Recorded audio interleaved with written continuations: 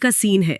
दीवार पर घड़ी तेजी से चल रही है और सामने पेपर पर एक बहुत लंबा चौड़ा अलजेब्रा का इक्वेशन लिखा है। हाँ, और सवाल ये नहीं होता कि उसको सॉल्व कैसे करें। सवाल ये होता है कि उसकी सबसे बड़ी या सबसे छोटी वैल्यू क्या हो सकती है। एग्जैक्टली। और ऐसे में सच कहूं तो पसीने छूट जाते हैं। ज्यादातर लोग यही सोचते हैं कि इसके लिए तो 2-3 पेज के लंबे फॉर्मूलेज रटने पड़ेंगे। बिल्कुल, या फिर लगता है कि कैलकुलेशन में ही 10 मिनट निकल जाएंगे। लेकिन क्या हो अगर ये पूरा टॉपिक सिर्फ रटने का ना हो। राइट। अगर ये सिर्फ एक बहुत ही लॉजिकल पैटर्न का खेल हो तो आज के इस गहन विश्लेषण में हमारी डिस्कशन का विषय अलजेब्रा मैक्स मिन mastery.ppg है। और इस डिस्कशन का मेन मिशन सिर्फ फॉर्मूलाज को याद करना नहीं है, बल्कि उन पैटर्न्स को समझना है जो एग्जाम्स में एक्चुअली टाइम बचाते हैं। सही कहा। तो इस सीखने की प्रक्रिया में हम अक्सर बिना सोचे समझे लंबे फॉर्मूलाज याद करते हैं, जबकि असली खेल तो सिर्फ लॉजिक का है। तो चलिए बिना किसी देरी के शुरू करते हैं। Now we are on slide 1। और इस स्लाइड का टाइटल ही अपने आप में बहुत क्लियर है, maximum and minimum value in algebra. हाँ, और इसमें सिलेबस चेकलिस्ट के 4 पॉइंट्स दिए हैं। Odd and even powers, the equality theorem, quadratic root sign matrix और quadratic expression, max min formulas. देखिए, एज अ टीचर मैं ये कह सकता हूँ कि इस चेकलिस्ट की हर एक लाइन कवर होगी आज। ये एग्जाम्स का सबसे पसंदीदा टॉपिक होता है। राइट। तो डायरेक्ट कॉन्सेप्ट्स पर आते हैं। Now we are on slide 2। यहाँ कॉन्सेप्ट 1 है द पावर प्ले। इसमें एक टेबल बनी है जिसमें पावर्स का बिहेवियर समझाया गया है। हाँ, और ये टेबल बहुत क्रूशल है। कॉलम 1 में मैक्स वैल्यू की बात की गई है। चाहे पावर ऑड हो जैसे x या इवन हो जैसे x स्क्वायर, दोनों की मैक्स वैल्यू प्लस इन्फिनिटी होती है। अच्छा, लेकिन कॉलम 2 में मिन वैल्यू की बात है। वहां लिखा है कि ऑड पावर की मिनिमम वैल्यू माइनस इन्फिनिटी है, जबकि इवन पावर की 0 है। ऐसा क्यों? इसको एक सिंपल एग्जाम्पल से समझते हैं। अगर x की जगह -2 रखें और पावर ऑड हो यानी क्यूब, तो -2 का क्यूब -8 होता है। वो नेगेटिव में नीचे चलता जाएगा। ओह, यानी उसकी कोई लिमिट नहीं है, वो माइनस इन्फिनिटी तक जा सकता है। एग्जैक्टली। लेकिन अगर पावर इवन हो जैसे स्क्वायर, तो -2 का स्क्वायर +4 बन जाता है। दो नेगेटिव नंबर्स मिलके पॉजिटिव हो जाते हैं। वाओ, मतलब इवन पावर कभी नेगेटिव रिजल्ट दे ही नहीं सकती। इसको ऐसे सोच सकते हैं कि इवन पावर एक ऐसी रबड़ बॉल की तरह है जो जमीन पर उछाली जा रही है। बिल्कुल सही एनालॉजी है ये। है ना? वो जमीन यानी 0 से नीचे नहीं जा सकती, लेकिन ऊपर आसमान में यानी इन्फिनिटी तक उछल सकती है। स्लाइड 2 में जो नंबर लाइन का चित्र है वो यही समझा रहा है। सही पकड़ा। ये रबर बॉल वाला बेसिक रूल आगे के सारे सवाल सॉल्व करेगा। तो चलिए इसको अप्लाई करते हैं। Now we are on slide 3। इस स्लाइड पर एग्जाम्पल 1 दिया है। Application solving 10 + x square. इसमें 3 स्टेप्स हैं। हाँ, सबसे पहले वेरिएबल x स्क्वायर को पहचानना है, फिर मिनिमम वैल्यू निकालनी है। समझ आ रहा है ना? x स्क्वायर की मिनिमम वैल्यू वही जमीन है, यानी 0। राइट। तो स्टेप 2 में 10 + 0 किया तो आंसर 10 आ गया। और मैक्सिमम वैल्यू के लिए क्योंकि x स्क्वायर इन्फिनिटी तक जा सकता है, तो 10 + इन्फिनिटी हो जाएगा इन्फिनिटी। बिल्कुल। अब अगले एग्जाम्पल पर चलते हैं। Now we are on slide 4। यहाँ एग्जाम्पल 2 है। Application solving 10 + x cube. तो पिछले सवाल से कंपेयर करें तो यहाँ x क्यूब एक ऑड पावर है। इसका मतलब इसकी रबर बॉल वाली कोई जमीन नहीं है, ये सीधा पाताल में जा सकता है। सही कहा। इसलिए स्टेप 2 में इसकी मिनिमम वैल्यू -इन्फिनिटी रखी गई है। तो 10 - इन्फिनिटी आपको -इन्फिनिटी ही देगा। और स्टेप 3 में मैक्सिमम वैल्यू के लिए 10 + इन्फिनिटी किया तो आंसर +इन्फिनिटी आया। ये तो काफी सिंपल लग रहा है। हाँ, जब तक बीच में प्लस का साइन है। लेकिन असली खेल तब शुरू होता है जब साइन बदलता है। ओह अच्छा। Now we are on slide 5। यहाँ एक क्वेश्चन एग्जाम्पल है। Application solving 10 - x square. यहाँ एक बड़ा सवाल दिमाग में आता है कि जब बीच में माइनस का निशान आ जाता है तो पूरा लॉजिक उल्टा क्यों हो जाता है? ये मैथ का एक डेंजर जोन है। इसको ऐसे सोचिए कि किसी के पास 10 सेव हैं। अब उसे अपने पास सबसे कम सेव बचाने हैं, तो वो क्या करेगा? उसको दूसरे इंसान को ज्यादा से ज्यादा सेव देने पड़ेंगे ताकि उसके पास मिनिमम बचे। एग्जैक्टली। किसी फिक्स नंबर जैसे 10 में से जब हम सबसे बड़ी वैल्यू यानी मैक्सिमम जो कि इन्फिनिटी है, उसको घटाते हैं, तब हमें सबसे छोटा रिजल्ट मिलता है, -इन्फिनिटी। अच्छा, तो मिनिमम निकालने के लिए मैक्सिमम को घटाना पड़ता है, और जब 10 में से सबसे छोटी वैल्यू यानी 0 को घटाते हैं तब हमें सबसे बड़ा रिजल्ट यानी 10 मिलता है। बिल्कुल। यहाँ स्लाइड पर लाल रंग से एक कटा हुआ गलत स्टेप भी दिखाया गया है, ताकि लोग एग्जाम में ये टाइप करेक्शन वाली गलती ना करें। ये सच में एक ऐसी गलती है जो प्रेशर में जल्दबाजी में हो सकती है। अब एक नए टॉपिक की तरफ बढ़ते हैं। Now we are on slide 6।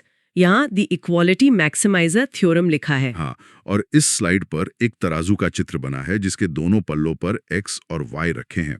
ये विजुअल बहुत स्ट्रॉन्ग है। पहला बॉक्स कह रहा है if x plus y equals a, then the value of x multiplied by y will be maximum at x equals y. इसे थोड़ा सिंपल भाषा में समझते हैं। इसे हम इक्वल बांटो ट्रिक कह सकते हैं। अगर x और y का जोड़ फिक्स है और हमें उनका मल्टीप्लिकेशन मैक्सिमम चाहिए, तो उनको आपस में बराबर होना पड़ेगा। वेट, सच में? मतलब अगर जोड़ 10 है तो 5 और 5 सबसे बड़ा मल्टीप्लिकेशन देंगे। एग्जैक्टली 5 into 5 होता है 25। अगर आप 6 और 4 लेते तो 24 आता। इक्वल बांटने पर हमेशा मैक्सिमम रिजल्ट मिलता है। वाओ, ये तो बिना पेन उठाए सॉल्व करने वाली ट्रिक है। Now we are on slide 7।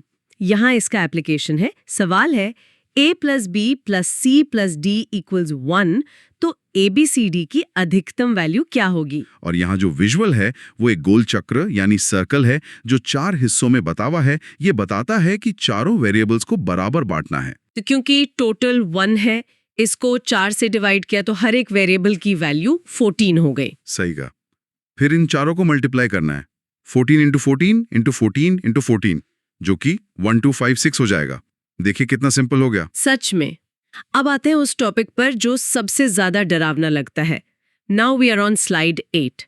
यहाँ क्वाड्रेटिक इक्वेशंस की बात शुरू हो रही है। Quadratic root sign decision matrix. ये मैट्रिक्स बहुत टाइम बचाता है। टेबल में 4 केसेस दिए हैं, A, B, C और D, और उनके सामने लाल और हरे रंग के निशान हैं, प्लस और माइनस के। अच्छा, तो केस 1 में अगर इक्वेशन के सारे साइंस प्लस हैं तो दोनों रूट्स नेगेटिव होंगे, यानी 2 माइनस के निशान। ऐसा क्यों? देखिए, अगर सब कुछ पॉजिटिव है और एंड में 0 लाना है तो x को खुद नेगेटिव होना पड़ेगा ना, ताकि वो दूसरे नंबर्स को काट सके। ओ, लॉजिक बिल्कुल क्लियर है। और अगर सिर्फ b नेगेटिव है तो दोनों रूट्स पॉजिटिव होंगे। ये शॉर्ट ट्रिक एग्जाम्स के लिए तो बहुत ही जरूरी लग रही है। बिल्कुल। अब हम इस पूरी चर्चा के सबसे मेन बेस पर आते हैं। Now we are on slide 9, maximum and minimum values of quadratic expression. यहाँ 2 ग्राफ्स बने हैं।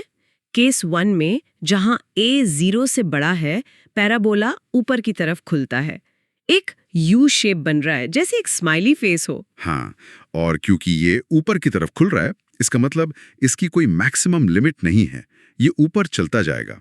इसलिए हमें इसमें सबसे निचला बिंदु यानी मिनिमम पॉइंट मिलता है। राइट। और केस 2 में जहाँ a 0 से छोटा है यानी नेगेटिव है, वहाँ पैराबोला नीचे की तरफ खुलता है, एक उल्टा यू, जैसे कोई फ्राउन कर रहा हो, उदास चेहरा। एग्जैक्टली। और इस उल्टे यू के एक सबसे ऊंचा पॉइंट होता है जो हमारी मैक्सिमम वैल्यू होती है। इसकी कोई मिनिमम लिमिट नहीं होती क्योंकि ये नीचे इन्फिनिटी तक जाता है। ये विजुअलाइज करना बहुत आसान कर देता है चीजों को। और इसके नीचे दोनों केसेस के लिए पाइल बॉक्स में एक मास्टर फॉर्मूला दिया है। लीस्ट और greatest value equals 4ac minus B square divided by 4a। सबसे मजेदार बात यह है कि चाहे आपको स्माइली ग्राफ की मिनिमम निकालनी हो या फ्राउन ग्राफ की मैक्सिमम, फॉर्मूला एक ही है, इसलिए इसको मास्टर फॉर्मूला कहते हैं। ये तो सच में एक ब्रह्मास्त्र लग रहा है। चलिए इसको अप्लाई करते हैं। Now we are on slide 10। Example 1, solving for negative a। Equation है -3x² + 2x + 13 = 0। यहाँ x² के आगे -3 है, मतलब a नेगेटिव है, तो ऑटोमेटिकली हमारा फ्राउन वाला पैराबोला बनेगा, यानी हमें मैक्सिमम वैल्यू मिलेगी। फॉर्मूला में वैल्यूज डालते हैं। a है -3, b है 2 और c है 13। कैलकुलेशन के स्टेप्स यहाँ लिखे हैं। न्यूमरेटर में -156 -4 आता है और डिनोमिनेटर में -12। सॉल्व करके -160 बाय -12 होता है। माइनस से माइनस कट जाएगा और आंसर आएगा 13 और 1/3। बिल्कुल, स्टेप बाय स्टेप क्लियर है ये। अब पॉजिटिव ए वाला केस देखते हैं। Now we are on slide 11, example 2, solving for positive a. सवाल है x square minus 2x plus 3 equal 0। यहाँ a की वैल्यू 1 है जो कि पॉजिटिव है, तो स्माइली पैराबोला बनेगा और हमें मिनिमम वैल्यू मिलेगी। लेकिन यहाँ एक बहुत छोटी पर अहम बात है जहाँ लोग गलती करते हैं। क्या? BODMS का रोल। फॉर्मूला में b² करना होता है। यहाँ b की वैल्यू -2 है।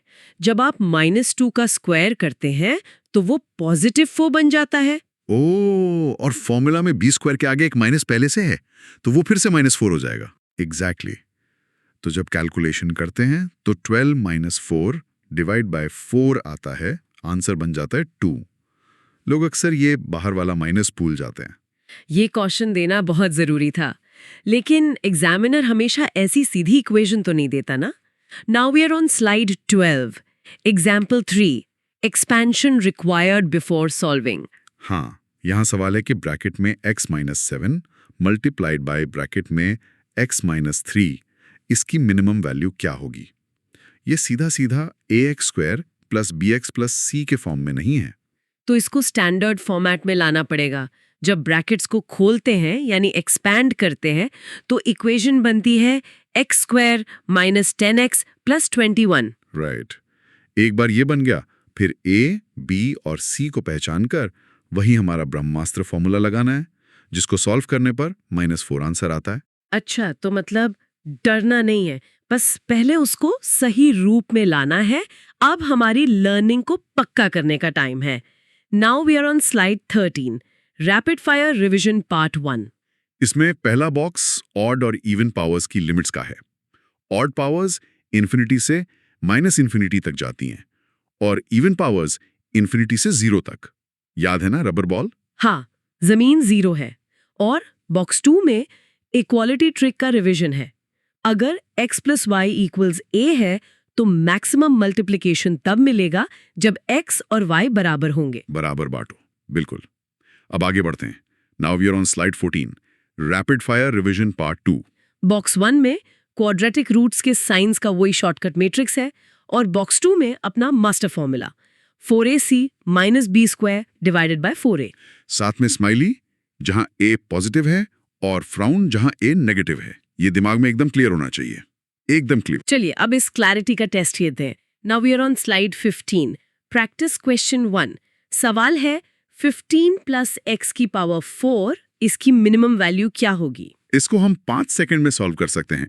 x की पावर 4 एक इवन पावर है, उसकी मिनिमम वैल्यू 0 होती है, तो 15 में 0 जोड़ा, आंसर 15। और इसका सही आंसर ऑप्शन सी है। कितना क्विक था ये। Now we are on slide 16, practice question 2। अगर x और y पॉजिटिव है, x + y = 10, तो xy की मैक्सिमम वैल्यू। यहां लगाएंगे इक्वालिटी थ्योरम। 10 को 2 बराबर हिस्सों में बांटना है, 5 और 5, और उनका मल्टीप्लाई किया तो 5 × 5 यानी 25। ऑप्शन सी सही है। बिना कैलकुलेशन के सॉल्व हो गया ये तो। Now we are on slide 17, practice question 3। 4x² - 3x + 8 = 0, इसके रूट्स का नेचर कैसा होगा। यहाँ वो मैट्रिक्स याद करनी होगी। देखिए यहाँ पैटर्न माइनस और प्लस का है। हमने देखा था कि इस केस में इक्वेशन को बैलेंस करने के लिए x की दोनों वैल्यूज पॉजिटिव आएंगी। तो बिना सॉल्व किए हम कह सकते हैं कि दोनों रूट्स पॉजिटिव होंगे, यानी ऑप्शन बी करेक्ट है। Great. Now we are on slide 18, practice question 4। सवाल कहता है कि ax² + bx + c में अगर a नेगेटिव है यानी a is less than 0, तो इनमें से क्या सही है। ए नेगेटिव है मतलब फ्राउन वाला उल्टा पैराबोला, और जब ग्राफ नीचे की ओर खुलता है तो हमें ऊपर एक छोटी यानी पीक मिलती है, पर कोई तल यानी बॉटम नहीं मिलता। सही जवाब। इसलिए इसकी एक मैक्सिमम वैल्यू होती है पर कोई लीस्ट वैल्यू नहीं होती। Option B. अब आखिरी सवाल पर आते हैं। Now we are on slide 19, practice question 5। x² - 4x + 5 = 0 की मिनिमम वैल्यू क्या होगी। यहाँ अपना मास्टर फॉर्मूला लगाना है। a है 1, b है -4 और c है 5। Formula 4ac - b² upon 4a में वैल्यूज रखें। तो ये बनेगा ब्रैकेट में 20 - 16 डिवाइडेड बाय 4, यानी 4 डिवाइडेड बाय 4। तो आंसर आया 1, ऑप्शन ए सही है। बिल्कुल सही। और इस स्लाइड के एंड में एक मैसेज भी लिखा है, बेस्ट ऑफ लक बच्चों, जो कि एक्चुअल एग्जाम के लिए मेरी तरफ से भी है। तो अगर हम इस पूरी चर्चा का एक समअप करें तो हमारी शुरुआत पावर्स के सिंपल रूल से हुई थी, जहां हमने देखा कि कैसे माइनस का निशान आने पर चीजें पलट जाती हैं। हाँ, वो डेंजर जोन, और उसके बाद बराबर बांटो वाला इक्वालिटी थ्योरम देखा, जिससे बिना पेन उठाए बड़े क्वेश्चन सॉल्व हो गए। फिर क्वाड्रेटिक इक्वेशंस के मास्टर फॉर्मूला ने आके सब कुछ आसान कर दिया। वो स्माइली और फ्राउन वाले ग्राफ्स तो नहीं भूलेंगे अब। देखिए, एज अ की टेक अवे मैं यही कहूंगा कि रटने के बजाय इन ग्राफिकल विजुअलाइजेशंस को याद रखें और एग्जाम में माइनस के निशान या बॉडमास जैसी छोटी गलतियों से हमेशा बच के रहें। सही बात है। अब इस सोर्स को खत्म करने से पहले मैं चाहती हूँ कि हम सब कुछ गहरे सवालों पर सोचें जो आज के कॉन्सेप्ट से ही निकले हैं। हाँ, ये जरूरी है, सोचना आदत होनी चाहिए। मेरा पहला सवाल ये है कि हमने देखा कि इक्वालिटी थ्योरम में चीज़ों को बराबर बांटने से उनका प्रोडक्ट मैक्सिमम हो जाता है। क्या रियल लाइफ इन्वेस्टमेंट्स में भी ऐसा ही होता है? ओ, आप डाइवर्सिफिकेशन की बात कर रही हैं। हाँ, जैसे क्या अपने पैसे को अलग अलग जगहों पर बराबर बांटने से हमारा रिस्क कम और रिटर्न एक्चुअली मैक्सिमम हो जाता है? ये मैथ्स का फॉर्मूला वहाँ कैसे फिट बैठता है? ये बहुत इंटरेस्टिंग पॉइंट है। और मेरा एक सवाल फिजिक्स को लेकर है। इस क्वाड्रेटिक इक्वेशन के मास्टर फॉर्मूला ने एक लिमिट तय कर दी कि कोई वैल्यू कितनी ऊपर या नीचे जा सकती है। राइट।